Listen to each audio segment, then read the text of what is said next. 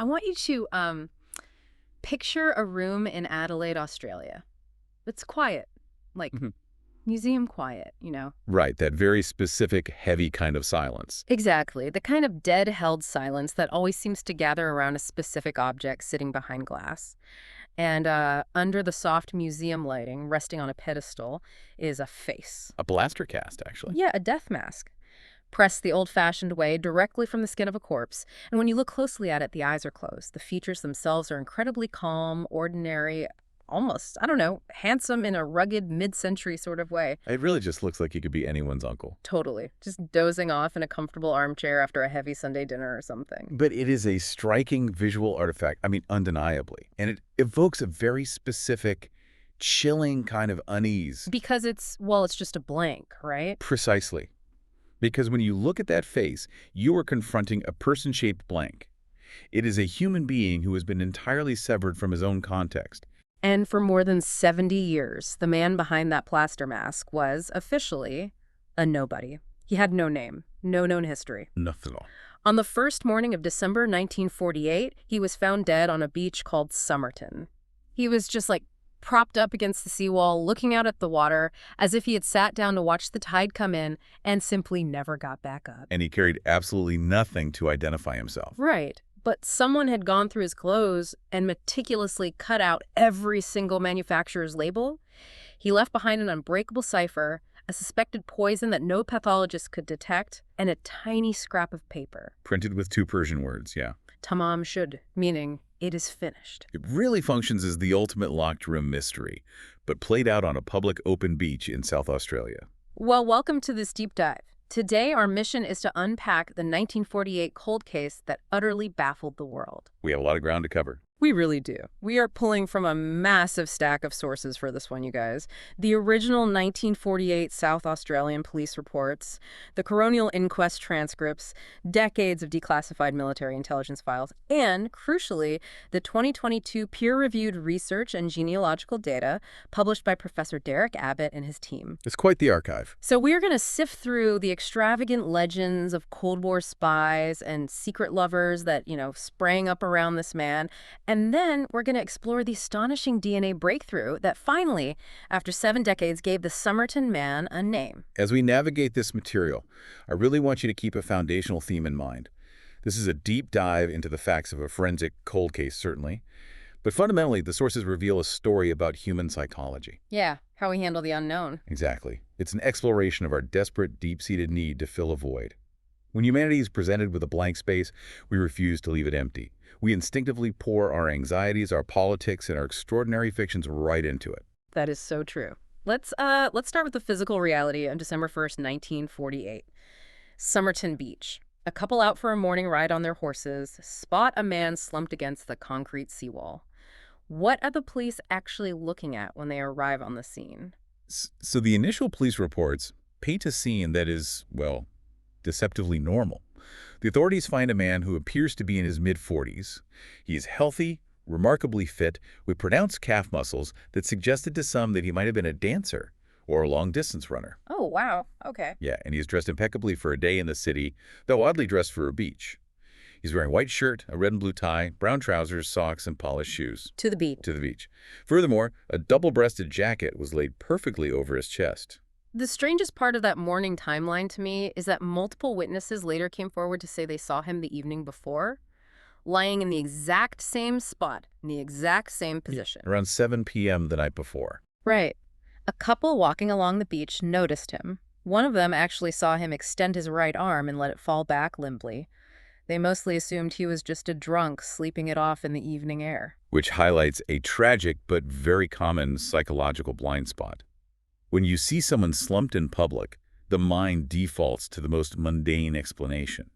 You assume intoxication, not a fatal medical event or, an international incident. Yeah, you just walk right by. It wasn't until 6:30 the next morning, when he hadn't moved an inch, that the police were finally summoned. And that is the exact moment the absolute void of his identity opens up. I mean, in 1948, identifying a body found in a public place is a standard procedural checklist. You check the wallet, check the pockets. Exactly. You check the breast pocket for a letter, you look for a driver's license or a military ID, but this man has no wallet, no papers. He has a half-smoked cigarette resting precariously on his collar, held in place by his cheek. Suggesting he died while smoking it, actually. Right. But the detail that leaks out of the coroner's report, the detail that turns this from a sad local death into a global mystery, is the clothing. The meticulous alteration of his wardrobe.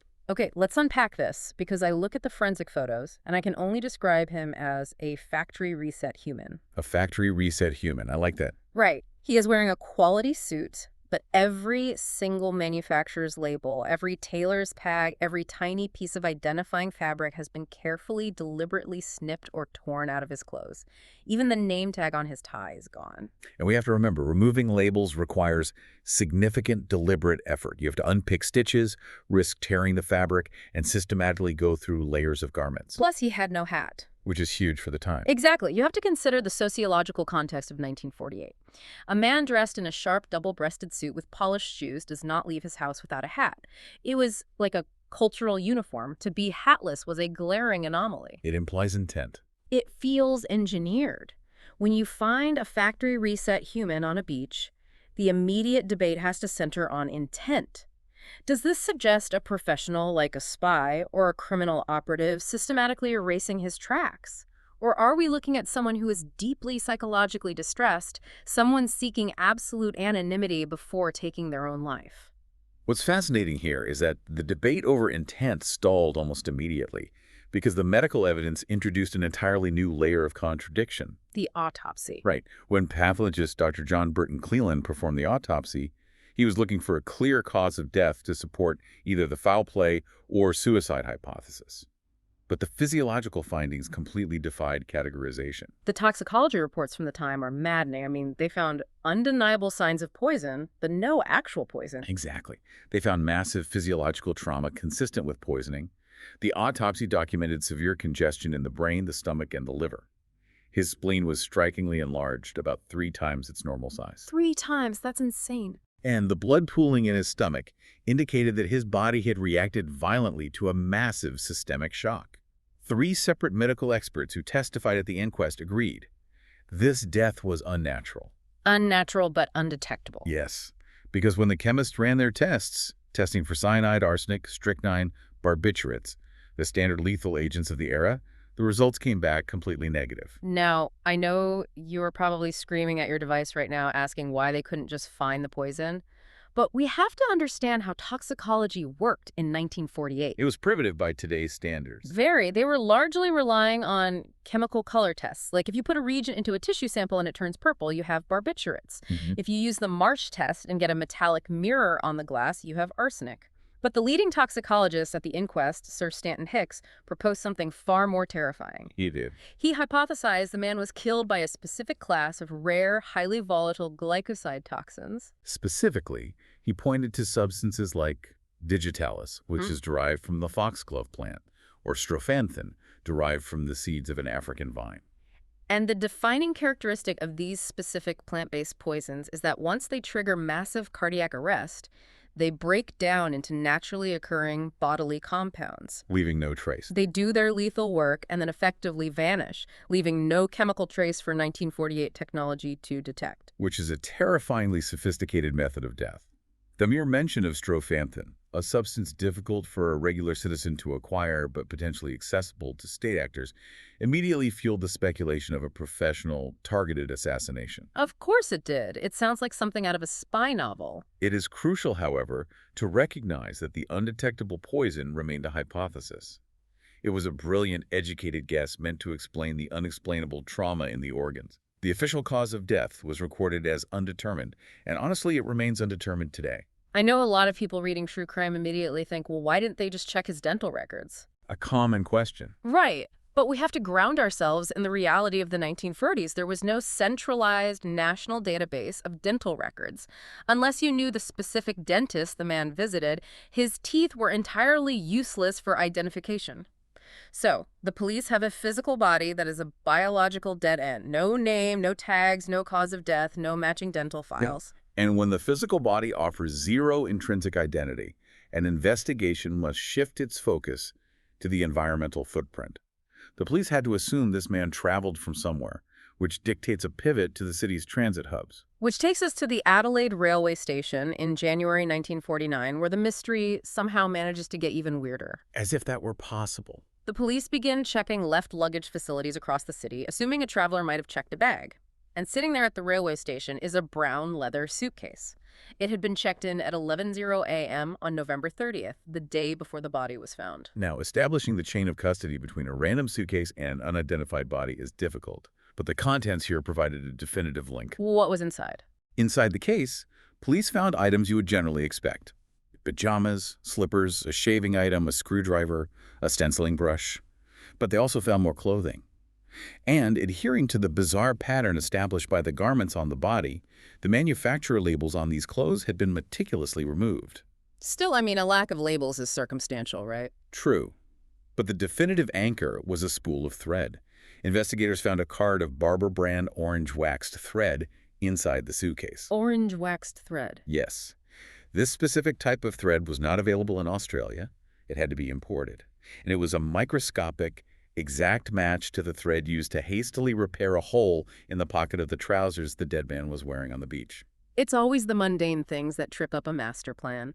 A man might spend hours cutting out every tiny, itchy tag to erase his existence, but a hasty trouser repair with imported orange thread ties him inextricably to that suitcase. It anchors him.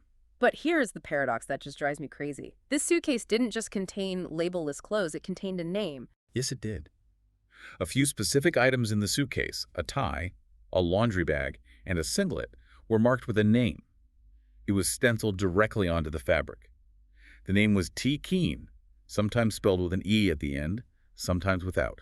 This is a maddening contradiction. Right. We are looking at a man who exhibited obsessive, grueling dedication to anonymity. He snipped the tags off his shirts. Why on earth would you go through all that trouble only to leave a suitcase at a public train station with a name stenciled in bold letters across your laundry bag? It seems counterproductive. Even if you assume it's an alias, it feels utterly counterintuitive to the goal of disappearing. But the contradiction might be exactly the point. The police, doing their due diligence, immediately launched a massive global search for a missing person named T. Keene. They circulated the name to Scotland Yard in the UK, to the FBI in America, across every state in Australia. And what did they find? The result was an absolute vacuum.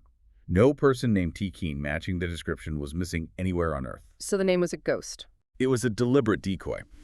If we analyze this through the lens of investigative strategy, the clues in the suitcase serve dual conflicting purposes. The orange waxed thread anchors the man to a physical, verifiable reality, a mundane repair. But the stenciled name acts as a systemic time waster. It is a breadcrumb designed to lead law enforcement down a blind alley. Wow. It forces them to waste thousands of man-hours chasing a phantom. Every clue they uncover promises a neat solution, but delivers only a deeper layer of strangeness. Exactly. And while the police were busy chasing the ghost of T. Keene across international borders, the most significant clue of the entire investigation was actually hiding on the dead man's body the whole time, completely overlooked during the initial autopsies. Yes. It wasn't until months later, when the pathologist re-examined the man's clothing for a coronial inquest, that they discovered a structural anomaly in the trousers. Here is where the story shifts from a standard police procedural into something that feels like written by Raymond Chandler. It does take a turn into noir fiction here. They examine the waistband of his trousers, and they find a secret pocket, a tiny fob pocket, carefully stitched deep into the lining, almost imperceptible. And tucked inside this hidden pocket is a tiny scrap of paper. Tightly rolled up. Tightly rolled up, almost like a microscopic scroll. When they carefully unroll it with tweezers, they find two words printed on it, Tamám Shud. Which is a Persian phrase. It translates roughly to, "it is ended," or "it is finished." Now, anyone can write "it is finished" on a piece of paper, but this wasn't handwritten. It was printed in a very distinct, ornate typography. Where did this specific scrap actually come from? Well, police brought in librarians and literary scholars to analyze the paper grain, the font, and the ink, and they quickly identified the source. The scrap had been torn from the final page of a very specific, rare edition of a collection of 12th century Persian poetry called the Rubaiyat of Omar Khayyam, translated by Edward Fitzgerald. So the police realized they need to find the exact physical book this scrap was torn from. So they put out a public appeal across South Australia. They asked citizens to check their bookshelves for a copy of the Rubaiyat missing its final words. A needle in a haystack. Right. And in July of 1949, a local man walks into a police station and hands them the holy grail of this investigation. He presented a first edition copy of the book, and crucially, the final page was torn out. Forensic analysis confirmed that the paper grain and the ragged edges of the tear perfectly matched the Tamám Shud scrap found in the dead man's pocket. But the location of where he found the book is what blows this wide open. Oh, absolutely. The man told police he had found the book tossed into the footwell of the back seat of his car. His car had been parked unlocked on Jetty Road in Glenelg, which is just a short walk from Somerton Beach, right around the time the man died. Someone had essentially chucked this book through an open car window. The theatricality of these clues forced investigators to really weigh physical evidence against profound thematic weight. The Rubaiyat of Omar Khayyam is not a random thriller novel. The poetry is deeply philosophical. It really is. It deals heavily with themes of mortality, the fleeting, ephemeral nature of life, and finding peace in the inevitable end. Like that famous line, "Drink, for you know not whence you came, nor why." It's very much a meditation on living fully because death is waiting. Exactly. The police had to interpret the text as a forensic artifact. Was this poetic scrap a highly stylized suicide note? A man meditating on his own end before swallowing an untraceable toxin? Or was it a romantic gesture left behind for a lover? Or, viewing it through the paranoid lens of the late 1940s, was "it is finished," a coded operational signal? I lean heavily toward the coded signal theory when you look at what else they found in that book, because the book wasn't just a vessel for a poem. When a police detective examined the recovered Rubaiyat under a UV light, they noticed faint indentations pressed into the cardboard of the back cover. Yes. Someone had used the book as a hard surface to write on, acting like a notepad. Even though the paper they wrote on was gone, the pencil had pressed indentations into the book's back cover. Like when you write too hard on a notepad and it leaves a mark on the next page. Exactly. And under specialized lighting and magnification, the police painstakingly traced what had been written. And what emerged from those indentations was wild. They found an unlisted local phone number, a second number that had been crossed out, and then a cipher. 5 lines of jumbled, seemingly random capital letters. The second line was struck through with a line, as if correcting a mistake. It looked like a textbook cryptographic code. It certainly did.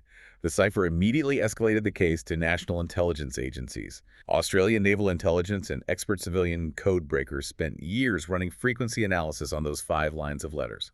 They looked for substitution patterns, one-time pad indicators, and anagrams. But the string of letters like WRGOBD and so on was just too short, right? Yes, the sample size was the issue. The code breakers ultimately concluded that the text was too short to establish statistical frequency. It was declared an unbreakable cipher. Unbreakable. That just adds to the legend. While the cipher frustrated military intelligence, the phone number pressed into the book offered an immediate, tangible lead right there in Adelaide. The police dial the number, and it belongs to a woman, a local nurse named Jessica Thompson, who was known to her friends as Jo. And here is the geographic kicker. She lived on Mosley Street, just a few hundred yards away from the exact spot on Somerton Beach where the body was found. The proximity is undeniably suspicious. Police visited Jessica Thompson's home. They interviewed her, asking if she knew anything about the unidentified man on the beach. She claimed absolute ignorance. But they pushed her on it. Eventually, detectives brought the plaster death mask to her home and presented it to her. The reaction she had to that mask is a cornerstone in the lore of this case.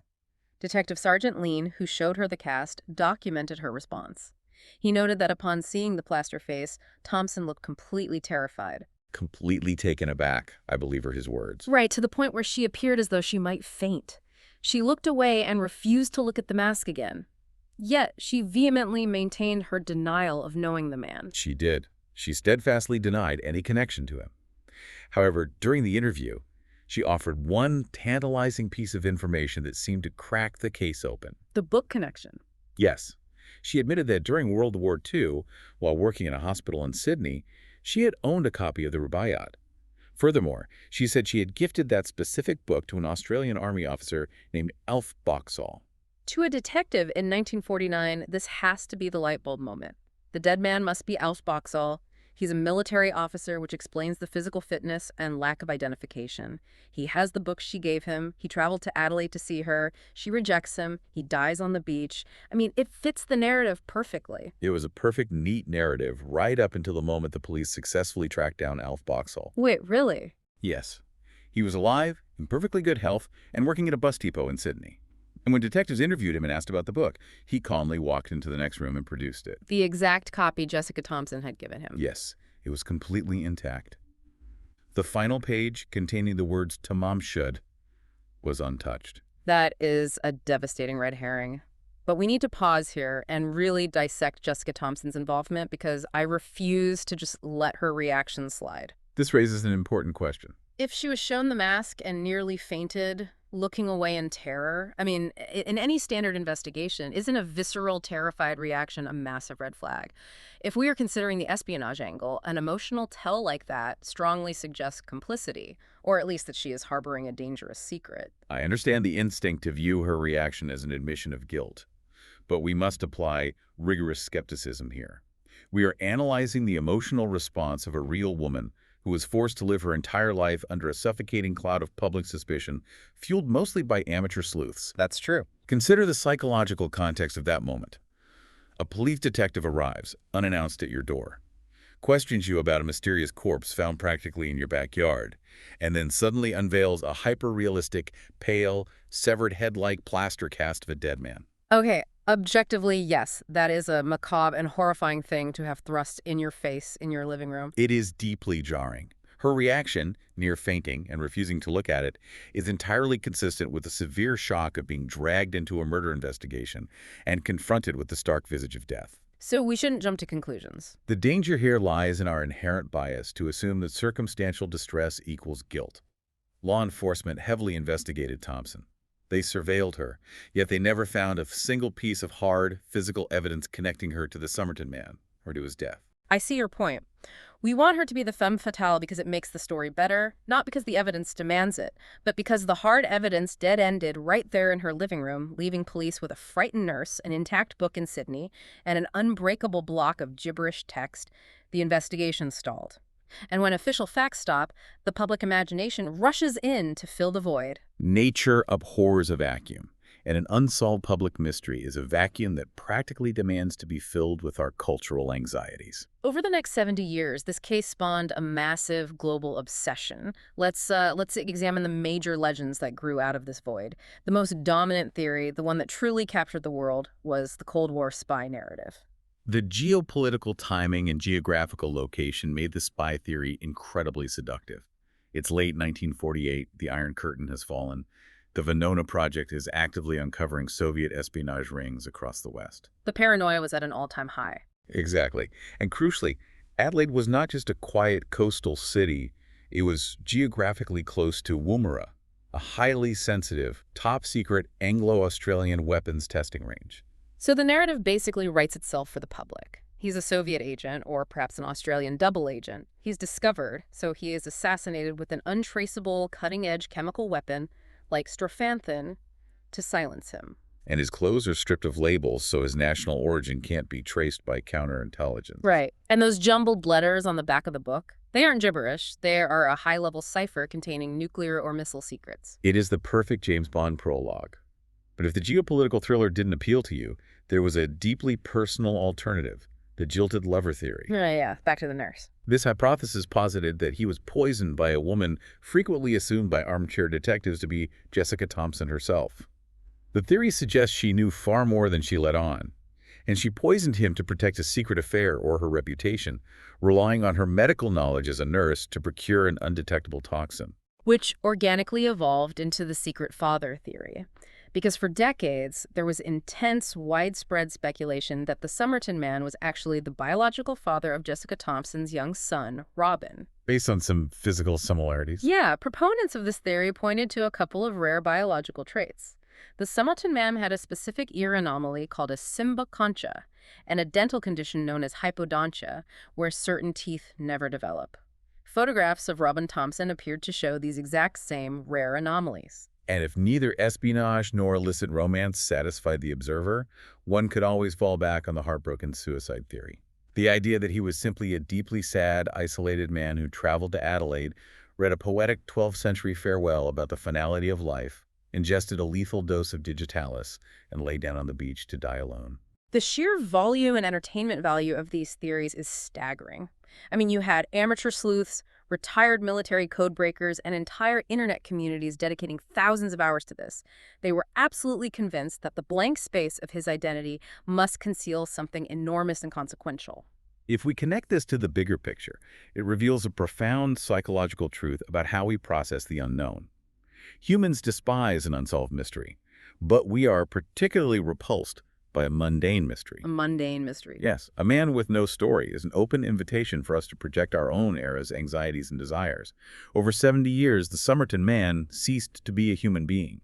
He became a cultural mirror. A mirror reflecting Cold War paranoia, romantic melodrama, and noir fantasies.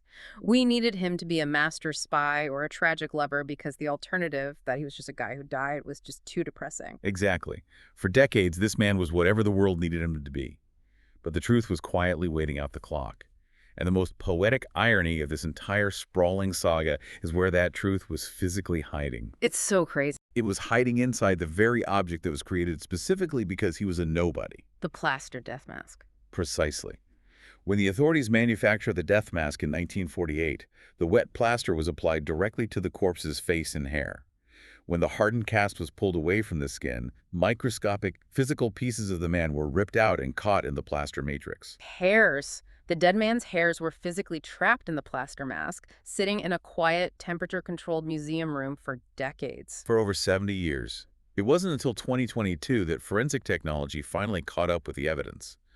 A researcher at the University of Adelaide, Professor Derek Abbott, had been meticulously analyzing this case for 25 years. He partnered with Dr. Colleen Fitzpatrick, a pioneer in the field of forensic genealogy. We really have to dive deeply into the science here because what Abbott and Fitzpatrick accomplished is a monumental, almost incomprehensible scientific feat. It truly is. We are talking about microscopic hairs that have been encased in solid plaster since Harry Truman was in the White House. Usually, to get a DNA profile from hair, you need the root, the follicle, because that's where the nuclear DNA lives. The shaft of the hair only contains mitochondrial DNA, which is great for tracing maternal lines, but often not enough to pinpoint a specific individual. That was the barrier for decades.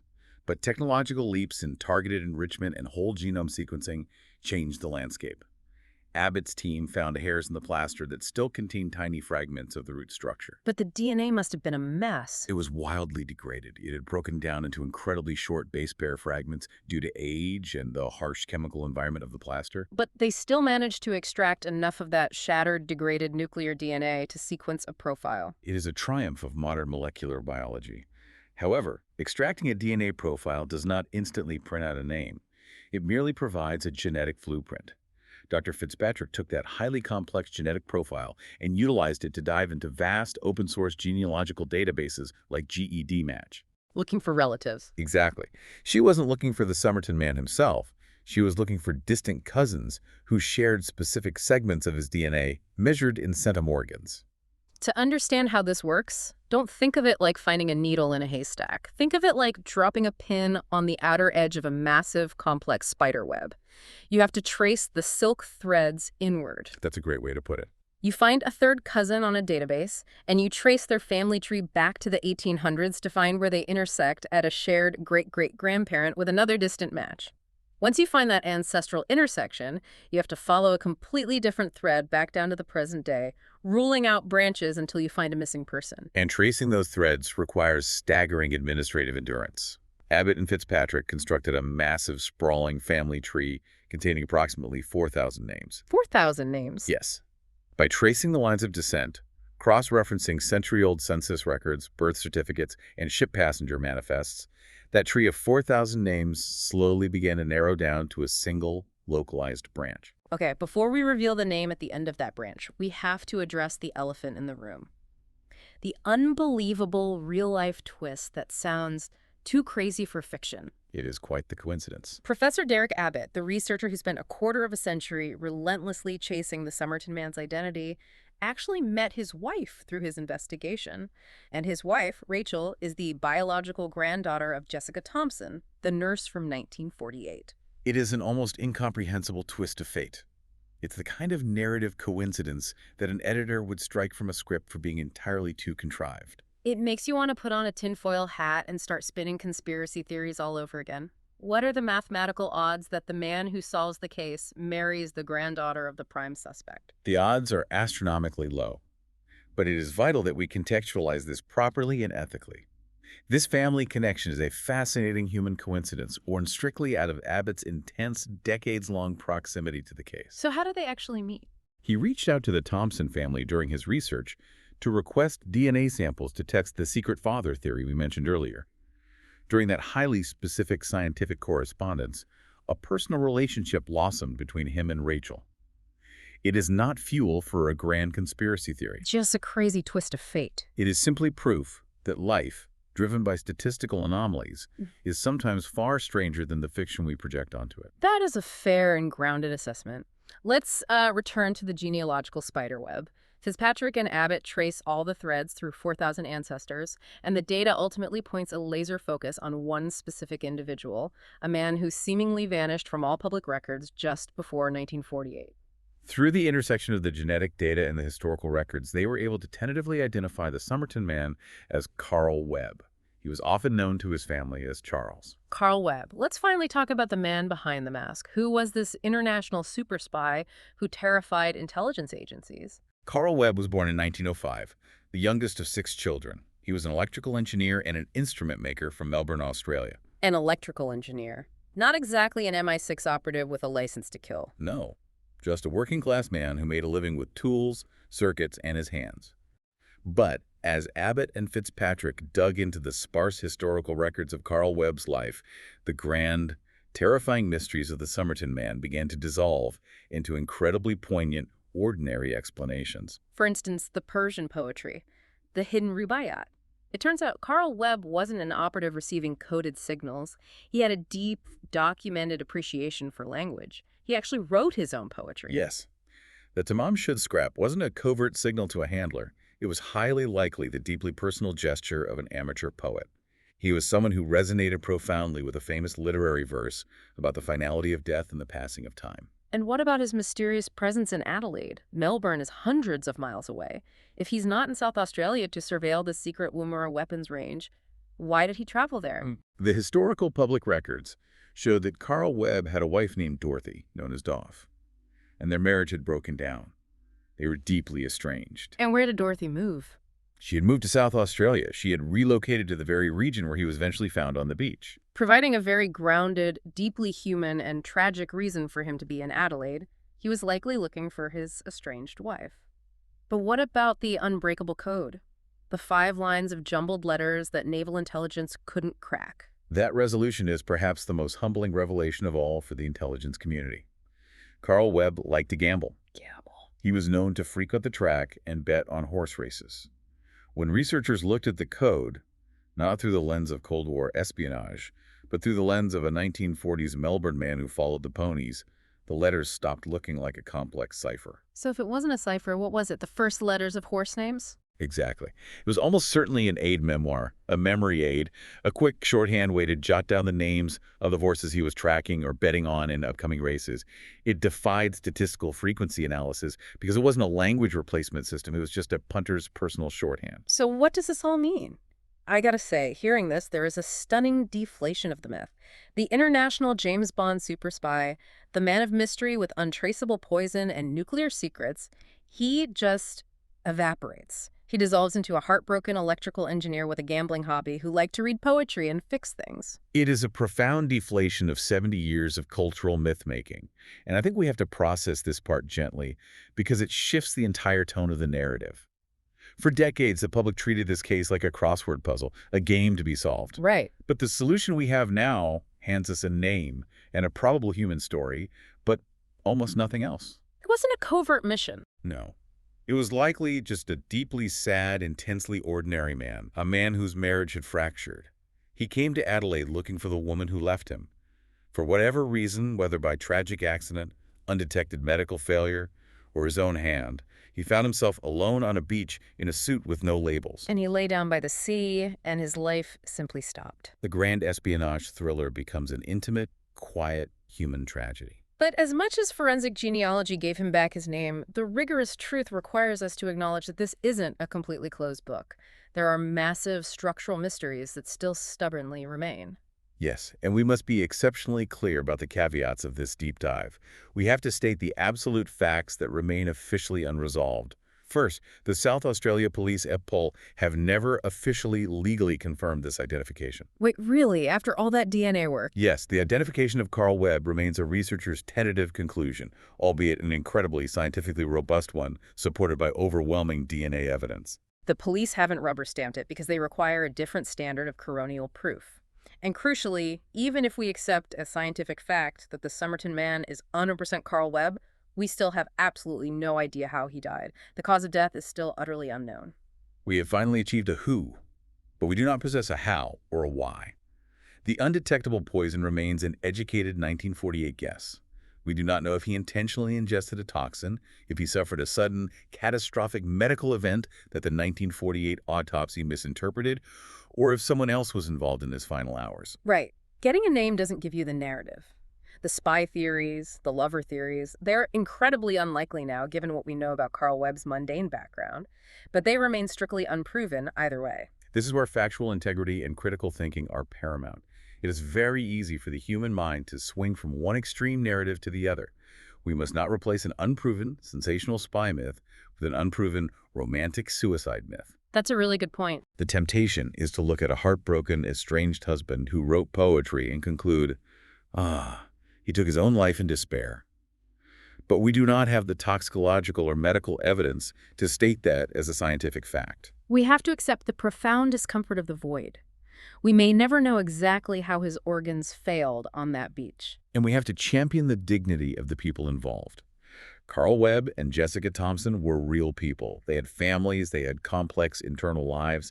For 70 years, they were reduced to puzzle pieces for our collective entertainment. Yeah, we turned them into characters in a movie. Remembering that they were flesh and blood, with private sorrows and fears, is the most respectful way to view this case now. It's a powerful reminder of our responsibility to history.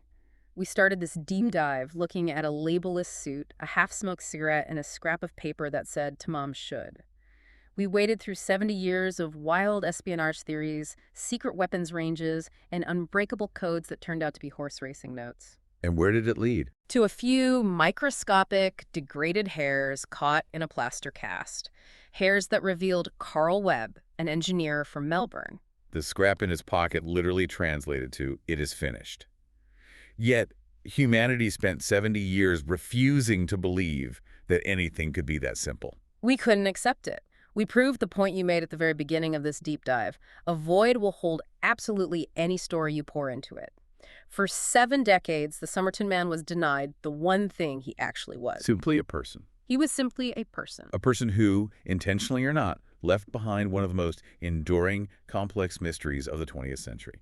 And that leaves me with one final thought, something I want you listening right now to really mull over. We talked about how grueling it must have been to meticulously cut every single manufacturer's label out of his clothing, to systematically remove every physical identifier connecting him to society. A monumental effort to erase oneself. To travel to a lonely stretch of beach with nothing in his pockets but an ancient poem about the end of things.